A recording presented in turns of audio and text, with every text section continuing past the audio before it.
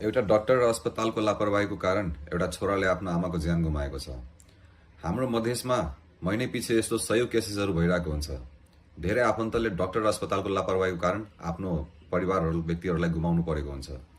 एकछिन यो भिडियो हेर्नु होला र भाइको पीडा बुझ्न खोज्नु होला। 1,25,000 रुपया ओकरा बुझेली तुम्हें कहल के बोलो हाथ लगे करवा के मशीन लगे हम कहली नहीं हम अपना मतारी के किनको दुख नहीं देवे हम करबी तो मशीने लगे करबी अत्ते तोरी जाके हमर माई के मार देल के बिक। किन हाम्रो मधेसमै तराईमै यस्तो घटनाहरू घटिरहेको हुन्छ?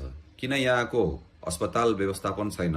किन सरकारहरूले ध्यान दिएको छैन? किन डाक्टरले यस्तो लापरवाही गर्छ? यो भाइले आफ्नै पुरै प्रयास गरे, हस्पिटलमा गएर पैसा बुझाए, डाक्टरले भने कि हातले गर्नुपर्छ कि मेसिनले। उसले आफ्नो आमाको माया हेरेर उसले भने मेसिनले नै गर्नु भनेर, तर डाक्टरले अपरेसन गर्ने उसलाई फ्याक्ट कुरा भनेन, के कुरा छ छैन। उसको आमा नर्मल नै हुनुहुन्थ्यो र एक दिन दुई दिन पछि उहाँ बित्नु भयो। अब त्यो कति लाचार भएको छ त्यो भाइ, के बितिरह होला त्यो परिवारमाथि। जहिले हाम्रो मधेसमा यस्तै घटना घटिरहन्छ त कसैले आफ्नो छोरा गुमाउनु परेको हुन्छ, कुनै छोराले आफ्नो आमा गुमाउनु परेको हुन्छ। कहिले जान्छ हाम्रो सरकारको ध्यान यो कुरामा? यो जुन मेडिकल माफियाहरू छ नि, यिनीहरूले मान्छेले एडमिट गर्छन्, त्यसपछि लुट्न खोज्छ के मान्छेलाई।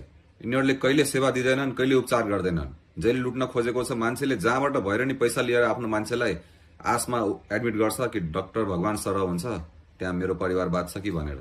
तर यहाँ धेरै लापरवाही हुँदो रहेछ कि तराईतिर। एडमिट गरेपछि तिनीहरूलाई कति दिनसम्म हस्पिटलमा राख्न सकिन्छ, कति पैसा बढाउन सकिन्छ, बिल कतिसम्मको बढाउन सकिन्छ, त्यो कुरामा ध्यान हुन्छ। कतिको औषधि ल्याउनु पर्यो, जसरी भयो नि मान्छेले हस्पिटलमा राख्नु पर्यो, त्यो बाँचोस् मरोस् त्योदेखि मतलब छैन। यही केसेसहरू जनकपुर बाहिर विराटनगर, धरान, काठमाडौँतिर जाँदाखेरि मान्छे बाँच्छन्। तर हाम्रो मधेसमा धेरैजनाले, धेरै युवाले, धेरै परिवारका मान्छेहरूले ज्यान गुमाएको हुन्छन् के यस्तो।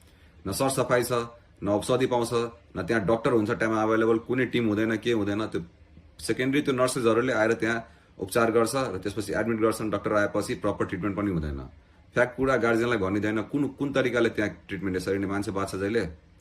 यो व्यवस्थापन भएन। अहिलेको सरकारले यो कुरामा ध्यान दिनु पर्यो र स्वास्थ्य सेवा प्रणाली यिनीहरूमा सुधार ल्याउनु पर्यो। यसरी युवाको र नेपाली नागरिकको ज्यान मार्न पाइँदैन। यो कुरामा हामीले पनि आवाज उठाउनु पर्छ। यसको लागि यो भिडियो शेयर गर्नुहोस्।